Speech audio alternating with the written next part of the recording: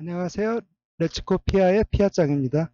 이번 시간에는 내부 관리 계획의 수립, 시행 및 점검에 대해서 배워보도록 하겠습니다. 예, 다음은 그 내부 관리 계획의 수립, 시행 및 그 점검 부분입니다.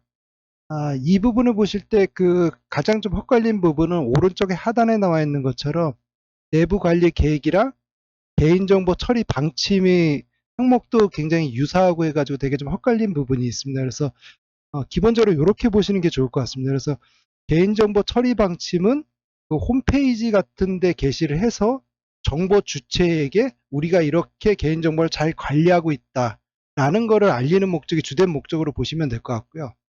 반대로 개인정보 내부 관리 계획은 그 개인정보를 안전하게 처리하기 위해서 조직 전체가 이렇게 따라야 되고 이렇게 해야 되고 뭐 이런 것들에 대한 관리 계획을 세운 요거라고 보시면 될 것 같습니다. 그래서 기본적으로 정보 주체한테 어떤 알리거나 이런 목적인지 아니면은 그 조직 전체의 내부 정보 처리자나 아니면은 그 정보 취급자들한테 뭔가 알리려는 목적인 건지 요거에 따라 좀 구분하시는 게 좋을 것 같고요. 그래서 내부 관리 계획은 기본적으로 그 왼쪽 표에 보시는 것처럼 그총 16가지에 대한 항목이 있습니다. 그래서 뭐 첫 번째는 개인정보 보호 조직에 대한 구성 및 운영 뭐 요거부터 시작해서 그 기본적으로 15번에 개인정보 내부 관리 계획의 수립, 변경, 승인에 관한 사항, 그 다음에 16번에 이제 그 밖에 관련된 사항. 그래서 그 밖을 제외하면 총 15개가 있다라고 보시면 될 것 같습니다. 그래서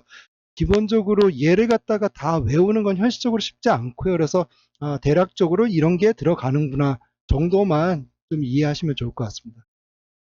그리고 기본적으로 그 개인정보 취급자에 관련해서 그 차등하여 필요한 교육을 정기적으로 실시를 해야 됩니다. 그래서 기본적으로 그 차등하여 실시한다는 의미는 그 교육을 받는 어떤 사람, 그 개인정보 취급자의 뭐 숙련도가 됐던 그 예를 들어서 뭐 임원 레벨인지 아니면은 뭐 일반 팀장 레벨인지 아니면 실무 레벨인지 뭐 이런 부분에 대해서 그 차등적으로 교육이 필요하다라는 의미로 좀 생각하시면 될 것 같고요.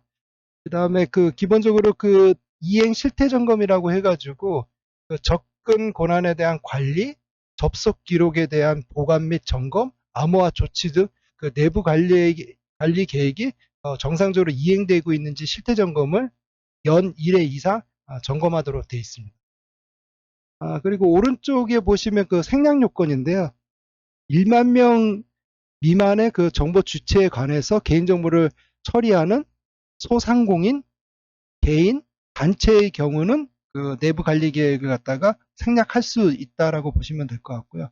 여기서 소상공인은 그 소상공인의 어떤 조건이 있습니다. 그래서 광업, 제조업, 건설업이나 운수업 같은 경우에는 상시 근로자 수가 그 10명 미만인 경우, 그 외의 업종은 상시 근로자 수가 5명 미만인 경우에는 생략이 가능하다. 이렇게 보시면 될 것 같습니다.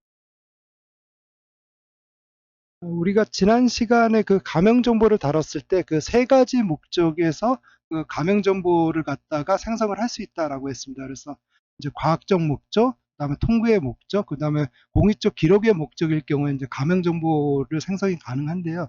이렇게 가명 정보를 생성을 하게 되면 그거를 갖다가 안전하게 관리하기 위해서 내부 관리 계획에 그 왼쪽에 그 하단에 그 표를 보시면은 그 총 6가지의 그 추가적인 내부 관리 계획에 포함되어야 되는 항목들이 있습니다. 그래서 그런 부분들을 갖다 잘 유심히 보시는 게 좋을 것 같고요. 그래서 그첫 번째는 가명 정보 또는 추가 정보의 접근 권한에 대한 관리 책임자 지정 부분도 해서 22번에 그 가명 정보의 제시별 금지에 관한 사항까지가 있으니까는 이런 부분들을 잘 생각을 하셔서 좀 암기를 해두시면 좋을 것 같습니다.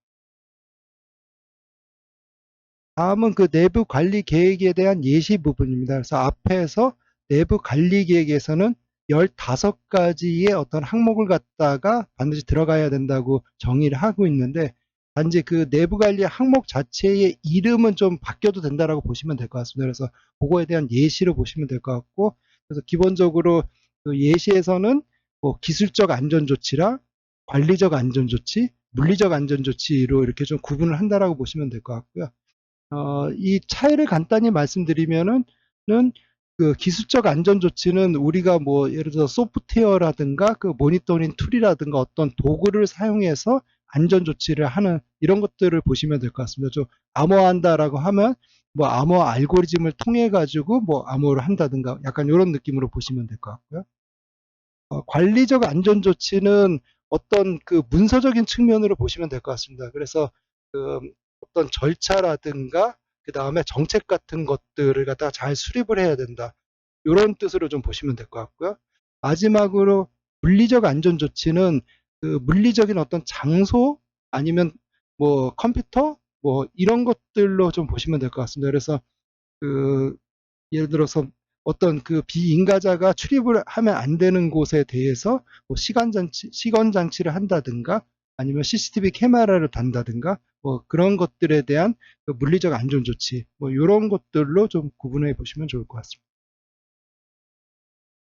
예, 다음은 개인정보 보호 책임자의 역할 부분입니다. 그래서 그 왼쪽 표에 보시는 것처럼 관리 감독의 역할이랑 그거에 대한 수행 사례가 있다고 보시면 될 것 같고요.